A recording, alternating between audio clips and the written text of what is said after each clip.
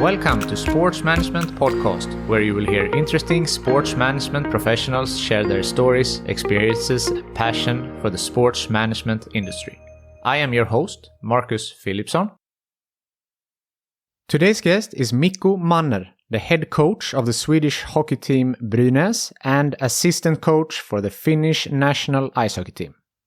Before coming to the Swedish Hockey League, Mikko was the head coach of the Finnish team Kärpät, where he won several titles. With the national team, he has won 2 World Cup golds, 1 World Cup silver, and 1 Olympic gold, only in the last 4 years. Mikko is an extremely humble person and puts his heart and soul into his coaching. At the time of our talk, he was enjoying some time with his family in Finland while preparing for the upcoming hockey season. Get ready to learn why he has not yet extended his contract with Brynäs, why he almost gave up on coaching a year ago, how the relationship between him as a coach and the management of the team works, if he will resume his music career, and much, much more. Here is Mikko Manner. Mikko Manner, welcome to Sports Management Podcast. Thank you. My pleasure to be here. It's my pleasure to talk to you. And for those of the listeners that don't know, you are the head coach of the ice hockey team Brynäs IF and also the assisting coach for Finland's national ice hockey team. So let's start with Finland, since you recently won both the Olympic and the World Championship gold. So how was that? Yeah, maybe something special. Yeah, it was unbelievable. First time in the history of Finnish ice hockey, we find a way to win the gold medal. Of course, the competition was far away from Europe. It was in Beijing and a little bit like behind the closed doors. But still, everybody was following, and it was a big thing in Finland.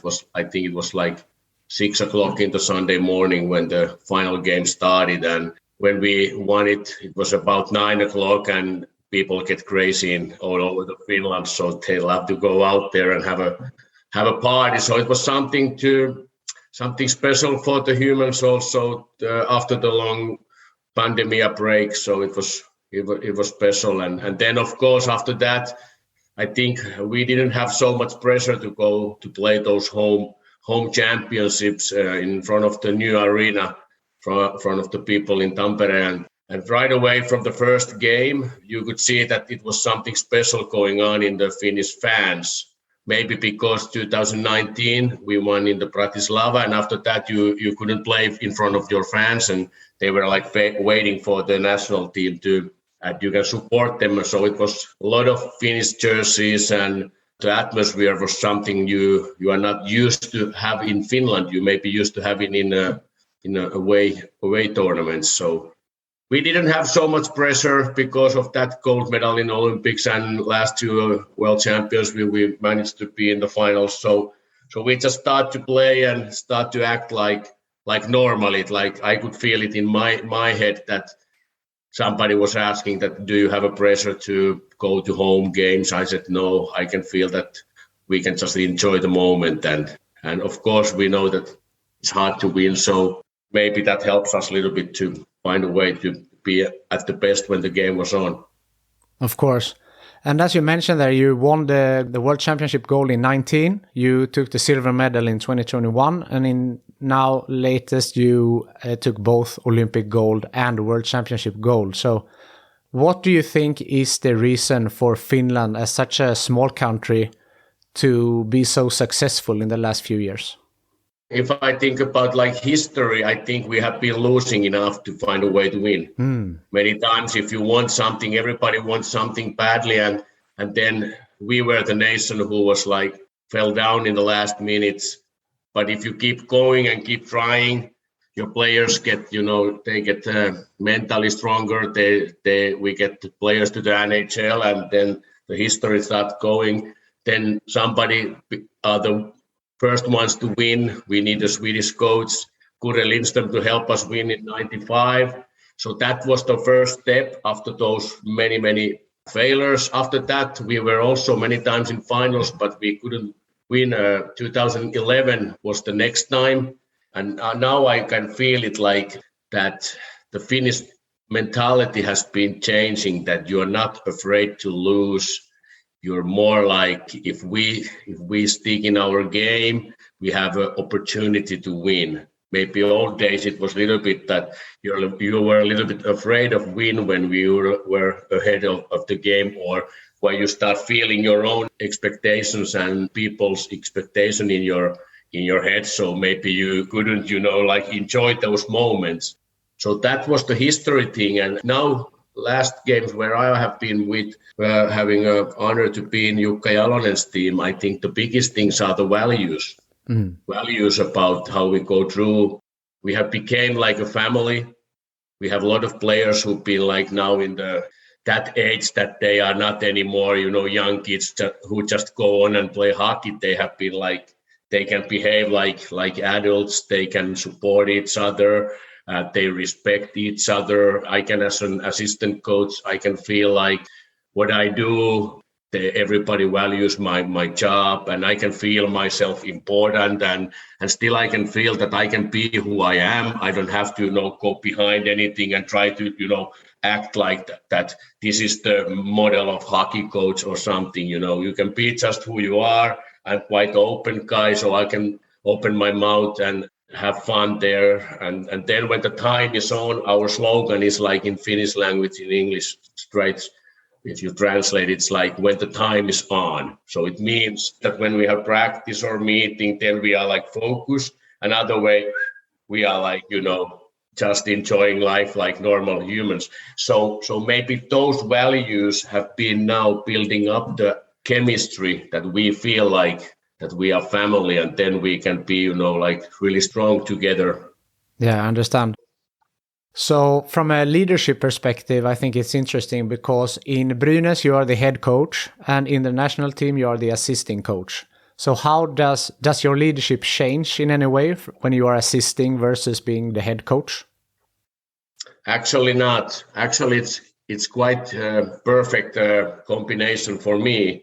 And I think it's good combination also for Brynäs and for the Finnish national team, because when I'm assisting Jukka Jalonen, I can feel a little bit what's going on in his head, because when you're head coach, the pressure is on you. You many times, you're the guy who make the last decision of the lineups. You're the guy who communicates with the media, and you're the guy who needs to communicate more with the whole team. So maybe you start thinking about those things, and you need to make hard decisions. National team coach has to make the last calls, who are going to be in the last team, who going to play and stuff like that. So I can, as an assistant coach, I can support him with his because I can really bit know what's going on. Then it's a good thing for me also to support the head coach in the national teams that I've been like coaching every day. So he's coaching those tournaments, so he's not coaching every day. So I can, like little bit feel what's going on in the game of hockey right now, what kind of things I've been learning to find a way maybe to get better during the season in tactical stuff and like that.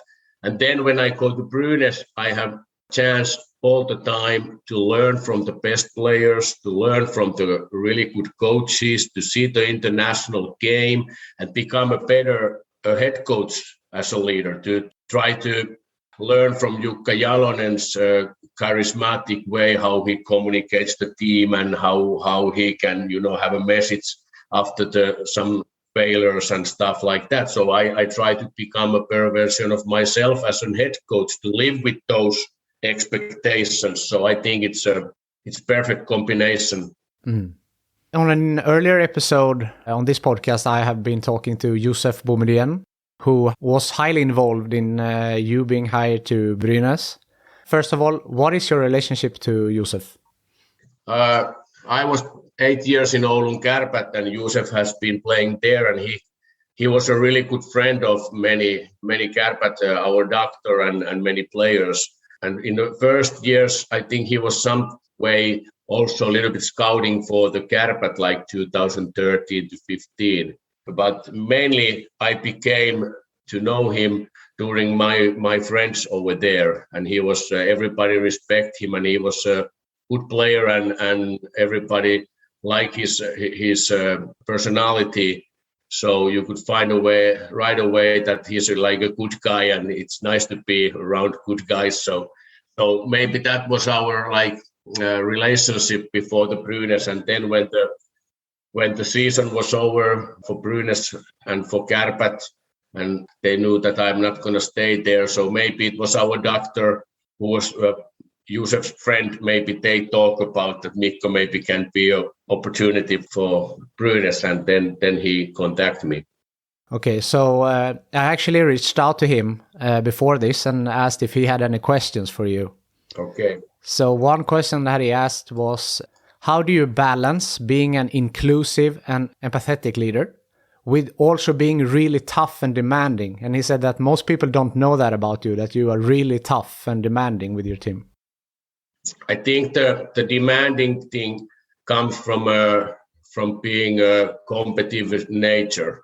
And when if you know your why, if you know why you are, including whatever you are doing, you should love what you do. And I love ice hockey, and I love to be a coach in a team, first as a player, of course, but after now, many years a coach. So I've been thinking about a lot of that Simon Sinek stuff, and I've been that's open up some lights in my head. And biggest thing why I love to be is team, that I want to belong something. I want to feel that I'm important. I'm a social guy. I want to be around humans. I don't want to be alone.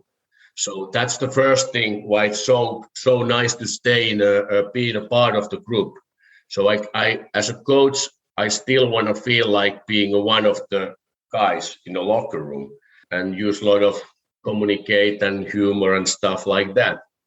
And then of course that passion and love for the game, that I've been I love to look ice hockey after our games, but I'm not stressing when I'm looking it. My every day in Gävle also, when the normal weekdays are on, me and my assistant coach Pajuloma, we visit my home and we look Finnish League games and everybody else playing.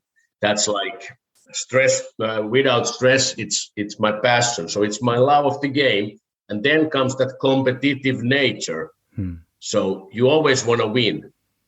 But that's not the biggest thing you talk about. But inside you, when I was a small boy, and I have brother and sister, they always said that it was not fun to play any games home, because you always wanted to win. And in the school, you always wanted to win. You didn't understand that you can just play.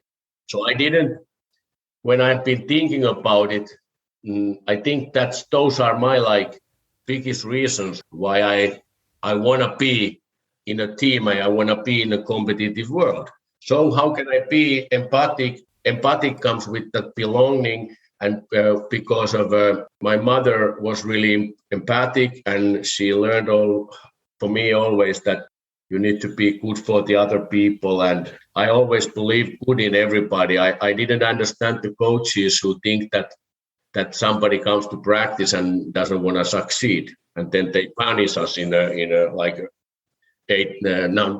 beginning of 90s and those years when the leaders were really, really authoritative, or how you say it, really, really hard. They didn't have any. Yeah. They couldn't communicate. They just tell, and they just put the fear in that maybe they thought that we can be, better version of ourselves. I didn't ever understand that. And my father was a little bit like that. He was really hard worker. He showed me an example, what's the work ethic. But he was also really hard. So I find that combination good for me as a coaching. And how can I be demanding on the ice hockey? It's because of the game. It's because of those tactics. So I only look those. We build up the structure for our team. And my job is that everybody are staying inside of that structure. And then the game on the ice, we have details. And then I demand a lot of, from those details, those values. Okay, I can tell many coaches do the same thing, but details like short shifts and no stupid penalties and, breakouts, be in your position, defensive zone, ready to do your job in your areas. And if I don't see them, there comes that demanding leader. And an empathic guy comes then after the game many times. After the game, that empathic guy feels bad because the demanding guy was maybe too demanding. And then next day, I can communicate with my players. I can lift up my hand and say, I'm sorry, guys. I was like, I get too nervous or I was too angry during the game. And if you're authentic, you many times you get the respect of the others. And I also respect a lot of players who put everything in. They play with the emotions, like I coach with the emotions. And if they make a mistakes, and next day they are like, it was mine, I respect that. I don't respect the players who are like not playing for the guy next to you because you choose the team sport. If you choose the team sport, of course, every individual are different. But if you choose the team sport, there's some structure and laws, then you need to respect others. And if you don't respect others by trying to do those things what the game or our tactics is expecting you, that's coach's job to come in and ask, those hard questions sometimes. But maybe I answer in your question about Josef's question about that the game makes me demand, and the atmosphere, everybody else, the people around keeps me empathic. It sounds like a good balance if you can balance it. Yeah, I try to be better and better of that all the time. And of course, sometimes because we are not perfect, we humans, sometimes you find a way to start thinking that I was bad and you wasn't so bad. So many times you also, like we are humans, you maybe do 9 things really good and then you do 1 thing bad, and then you are not blaming yourself. I'm blaming myself. Why I did that 1 thing bad? But then people around me can see maybe, hey, Mikko did also good things, and they respect, and I get the respect from the group, and that's the main thing, that I get the group to feel that they feel important and they feel valued. That people who are in our team, that they can feel that their job is important and it's fun to come to rink, and those stuff are of course more important for me than that's demanding thing, but that's also coach's job.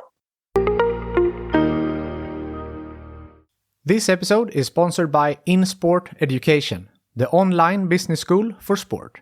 Right now, they are offering course recordings on demand for only £199.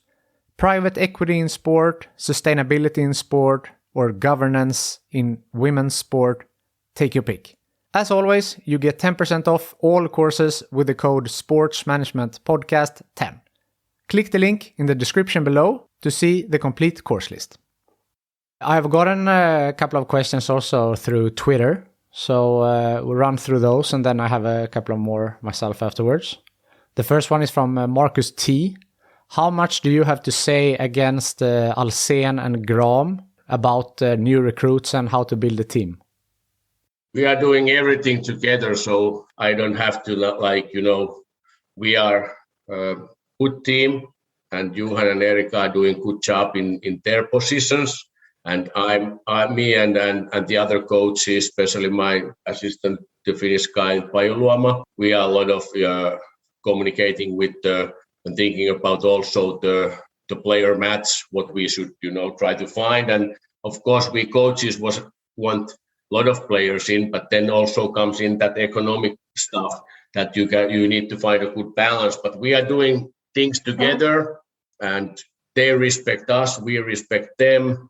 And also, we try to build a little bit better team than last year, and that's why we need to cooperate really hard. That leads me into next question, that you're building the team. From a question from Frederick Boltsius. What type of players are you missing in your current roster? And also the second part of the question was, do you plan to use Björninen in an offensive line? We miss a couple of offensive talents, 1 forward and 1 defenseman. Hope we find them. And then Björninen, I'm going to use him in the top 2 lines because he can be all-around player, a little bit like Greg Scott.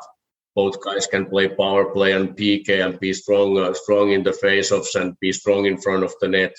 Björninen has always been in his club teams. He has always been really, really good in the front of the net in the power play also. So we're going to use him, of course, over there too.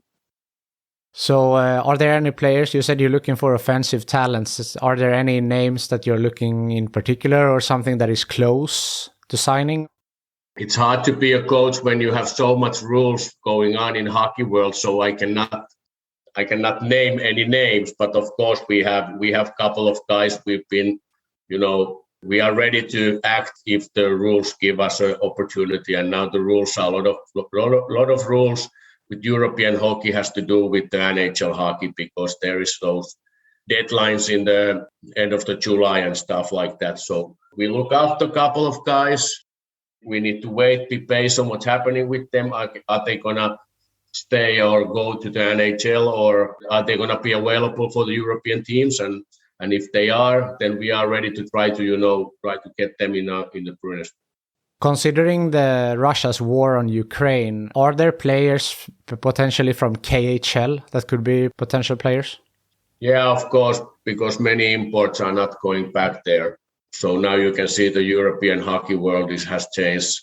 Switzerland, you can have like 6 import players places and many contracts they have done already in the season. So first, I think the many players go there and then they come to Sweden. So Swedish league is going to be harder than last year. Every team is going to be stronger. I think every team is ready to sign those players who get available from there. Next question is from Alexander Ekström. Do you have any role models both in and outside of ice hockey? It's been a little bit changing during my years, my role models. When I started my career, I was following Mike Babcock, Detroit team, as I'm going reading his books. And then I find a way later that he was not behaving so good, so I dropped him out of my list. And of course, now I'm really interested about John Cooper's way to build up that Tampa Bay dynasty. That he sees so classy out there in the bench. And when I was in the my first world championship as an assistant coach was 2016.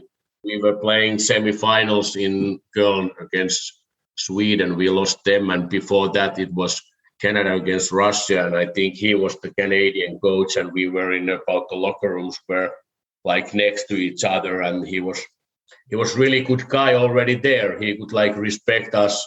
Then he start just winning, and his teams are winning, and you start wondering there's something special in that guy. So I try to actually now this summer a little bit more investigate why he's so good. And then out of ice hockey, of course, I love that Jürgen Klopp, Liverpool coach.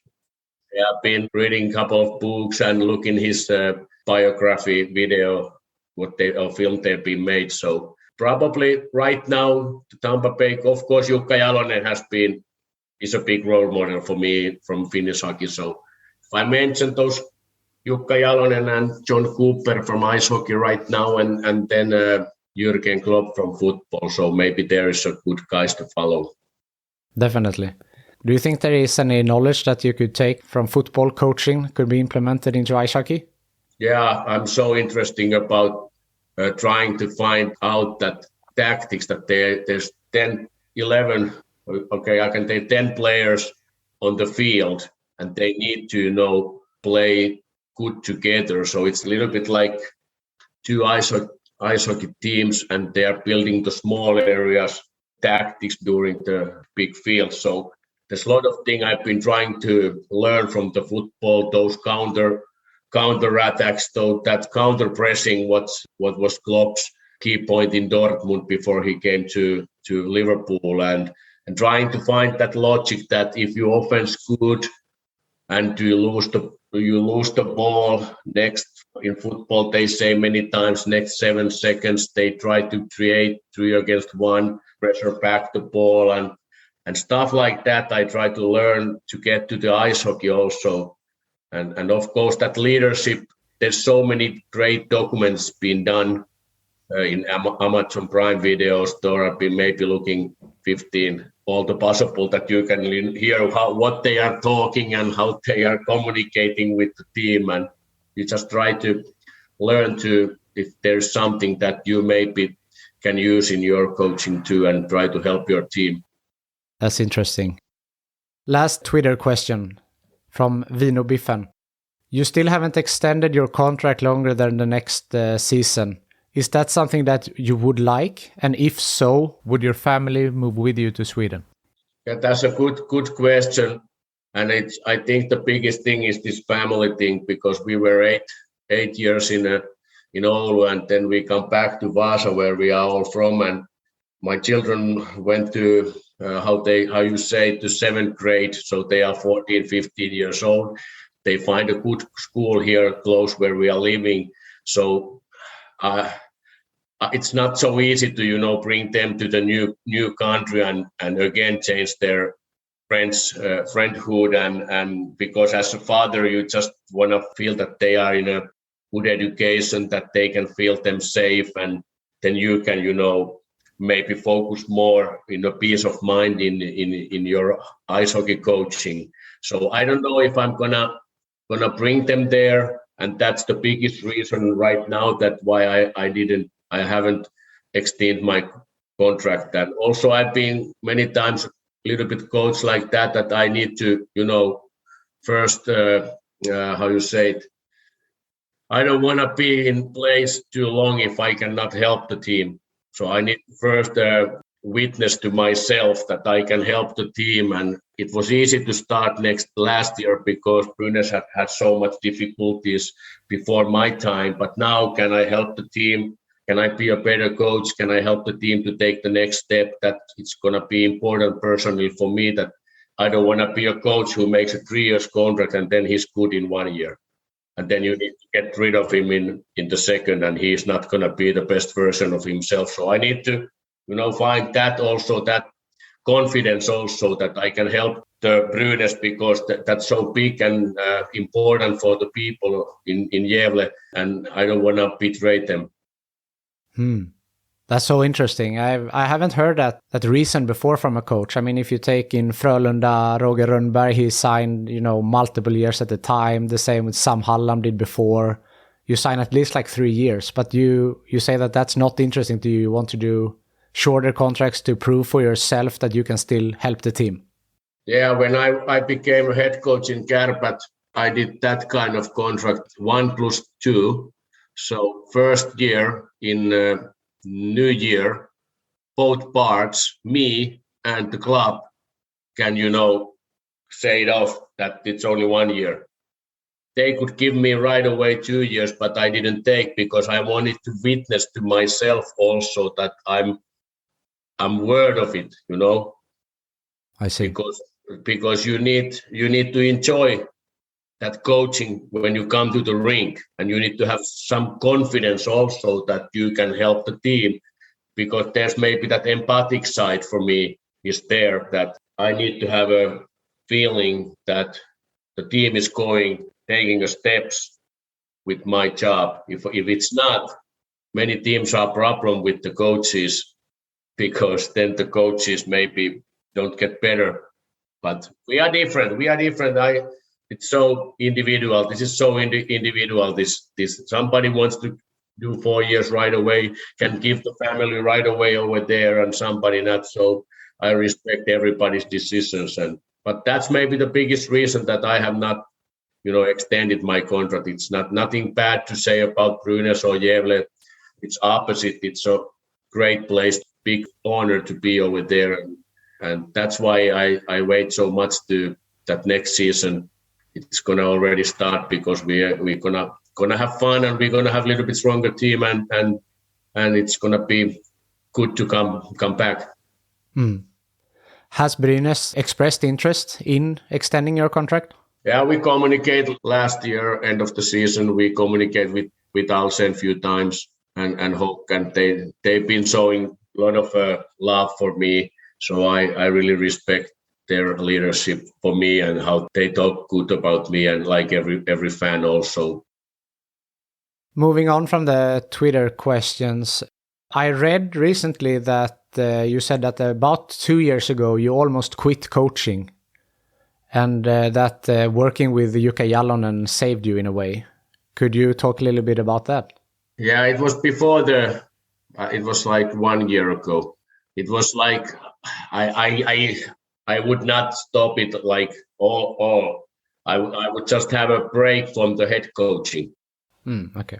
That was I was telling that after the 8 years in Kärpät, I feel like the last year was quite hard for me. I couldn't learn to lose. I couldn't learn to lose. So we won so much, and then when you start losing, you start feeling like you are not you are not good enough, and then you get frustrated, and then you lose maybe your strengths. You lose that sight why you coach. And after the season, we had those world championships in Riga, and it was the bubble championship, and it was so much fun to go there, and that atmosphere in the Finnish national team, the way the head coach is letting us to be who we are, like we talked earlier today. So that gave me back the love of the game. I was like one of the guys. I was communicating a lot with the players. I was like having details in the hockey when we were building up our game, and I could just take out all that stuff that you need to be that leader who has to make those decisions and take care about the results. You didn't have that in your back. So as an assistant coach, I found that love of the game back. And then Josef called me, and if he wouldn't call me, I would stay like only assistant coach this year. Okay. But when he called me, I also know that it's not so easy to get to the Swedish league as a Finnish guy to head coach. And that was my next dream to take after maybe short break. So, but when the opportunity comes, you cannot, just say, I'm not coming this year because maybe it's not coming anymore.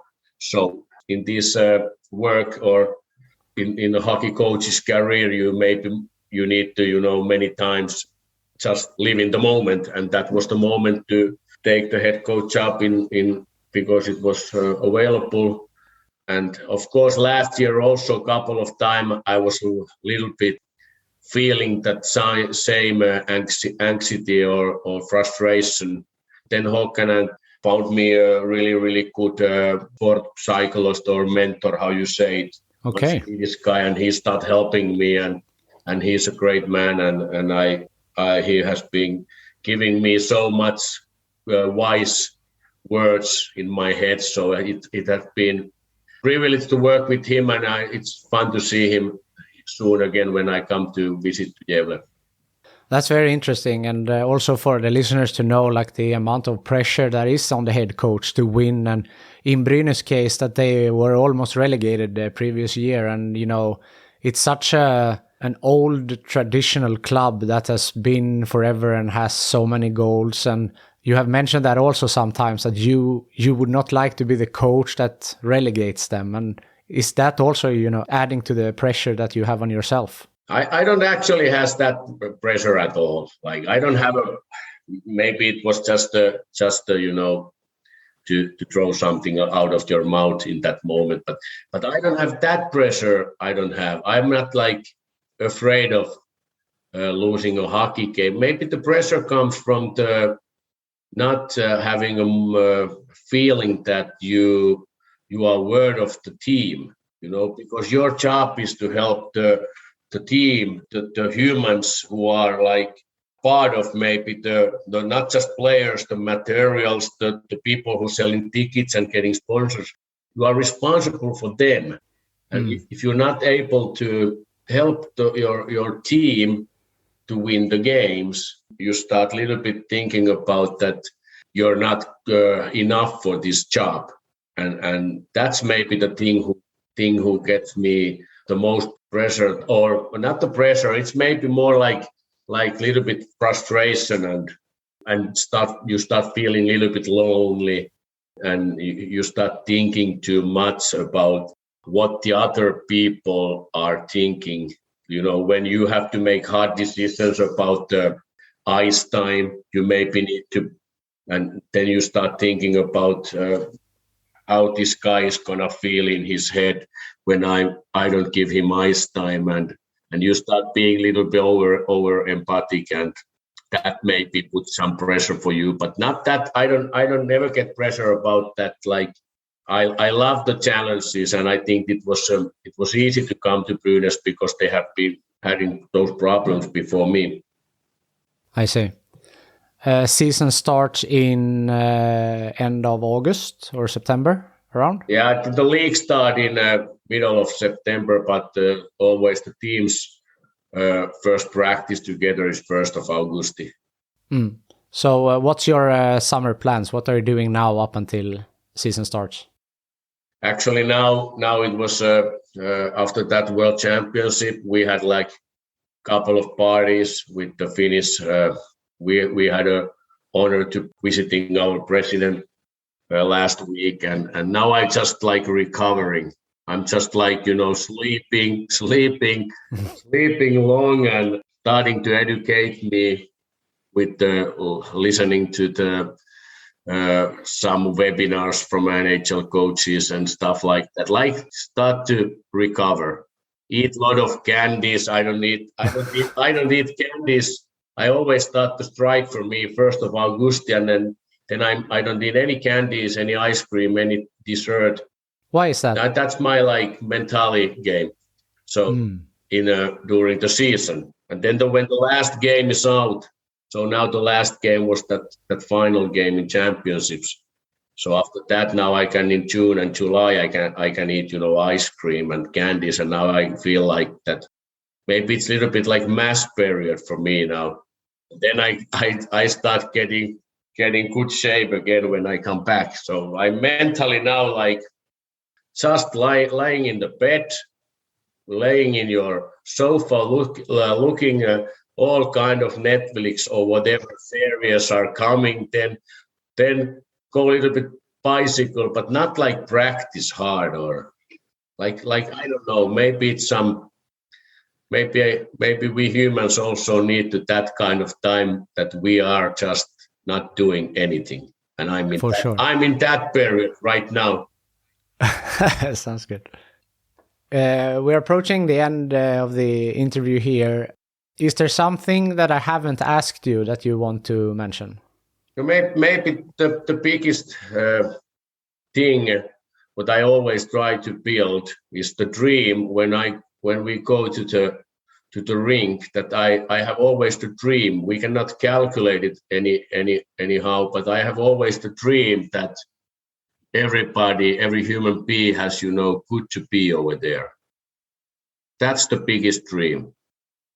And how we gonna do it? We're gonna do it by respecting the people who are not so lucky that we are. That we are lucky because we get the job from our hobby.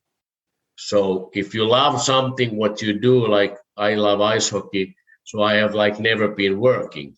So I wanna tell that story to my team and the people around my team that, hey, everybody, I hope when you come here, you feel like when you wake up in the morning that yes, I can go to that rink.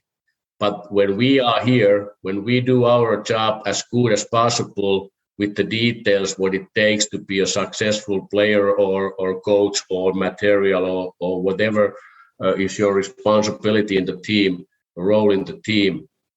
So if you do it really, really, big heart, big work ethic, respecting and building up that trust level for each other, then you respect those people who are not so lucky that you are, who maybe struggle in their life. And maybe there is a lonely boy or girl who comes to hockey game and he has nothing else in his life, just a team who he or she supports. And if he sees your team players work hard and play for each other with a big heart, and then they then they maybe respect you, maybe they meet you after the game and they have some good, funny communicates with you and talks with you. Maybe that gives you energy, and maybe that you can save lives with that. And I've been seeing that happen many times. I've been seeing that happens during now the World Championships. We have two brothers, and the younger one was like in a school, they were like abuse him in a school, or how you say it, he didn't have fun, and their mother was a lonely single mother, no father. So we took him on our locker room, and we took the Marko Anttila and Sakari Manninen and Sami Vatanen, and they made an interview, and we gave him a jersey, and we take the tickets for him, and then then they asked, his big brother asked that can they put it on the social media. We said of course, but we didn't talk anything about that abuse, that it didn't grow. So after the tournament, I get a really good message from their emotional message that now when he's in the school, the younger guy, everybody are like admiring him because he has been with those Lion Finnish Championship guys. So small things, what we do, really small things for us, can save somebody's lives. So that's the key point in my philosophy, is that respect the people around us, work hard. You still lose or win, you still live with those emotions what the game brings to you. But there need to be a bigger reason than win or lose a single hockey game. And the bigger reason can be that you help people around you by playing the game you love. That's fantastic. Looking ahead now, outside of ice hockey, do you have any plans to do a comeback with your music band Fifth Avenue? Actually, now we just went to Spotify last Friday, Saturday night. We are in a Spotify now, and now next Saturday we are gonna go and record our new song, and we are also gonna do it in Swedish. So we're gonna our new song is gonna be in Finnish and Swedish. So now we maybe have 8 songs. That's great. Yeah. Amazing. When will that be released? Do you know? The new song is gonna be released I think it's gonna be 15th or with about a month, because we're gonna always have one party with our friends in the middle of the July where we sing that song. But maybe it's coming a little bit before that, maybe in a few weeks. But all the other songs are already there in Spotify right now. So fantastic. But those are Finnish language, so it's not so easy to follow in Sweden. You can follow the rhythm. Yeah. The music. Yeah. If you could choose the next guest on this podcast, who do you think that I should talk to? Now I have a good opportunity to learn from somebody. Yeah, that would be Jürgen Klopp or John Cooper. Going back to your role models. Yeah, because you want to learn from them. That's true. That's great. That's great names. Mikko, thank you so much for taking the time to be on the Sports Management Podcast. Thanks for you too, that I had a chance to be here. Bye-bye. Thank you for listening to the Sports Management Podcast. Please hit the subscribe button so you don't miss out on any upcoming episodes. Also, feel free to leave a comment about what you thought about this episode. If you want to get in contact with me, send an email to sportsmpodcast@gmail.com or hit me up on Twitter or Instagram @sportsmpodcast.